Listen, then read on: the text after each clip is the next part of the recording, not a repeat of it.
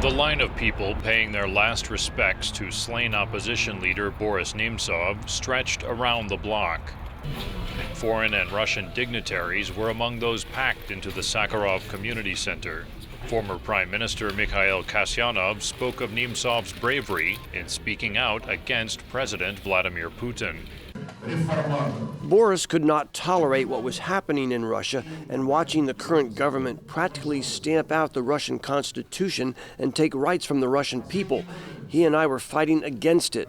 But as with past politically charged assassinations, few believe whoever ordered the killing will be caught. Those behind the 2006 murder of journalist Anna Politkovskaya, a critic of President Putin, have never been revealed.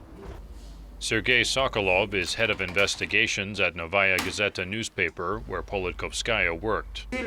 He notes 5 of his reporters and 1 lawyer were killed since Mr. Putin came to power. Generally, the attitude of intolerance to any critics of the present regime, to any independent critics of the regime, has grown exponentially and has topped the scale. No one could be sure of his security today. Nemtsov supporters blame the Kremlin's propaganda machine for creating an atmosphere of conspiracy-prone nationalist hysteria and hate directed at the West, as well as anyone in Russia who opposes Mr. Putin. Sokolov says Russia's chief investigator in 2012 threatened to kill him, a claim the investigator denies. Sokolov adds many Russian journalists are severely beaten for challenging authorities, but says he still believes it's possible to find the truth behind Nemtsov's killing. If the case remains in the hands of those investigators whose role is to investigate and not to pretend to be investigating, then it's possible we can learn who carried it out during a trial. In regards to the mastermind, it depends who it is.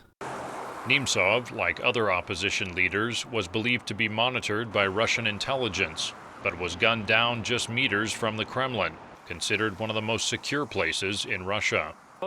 Russian Investigative Committee spokesman Vladimir Markin says they are using all measures to solve Nemtsov's murder. The investigation is underway to pursue all lines of inquiry in this case. Witnesses are being questioned, videos from the CCTV cameras are being looked into, and some material evidence has been taken.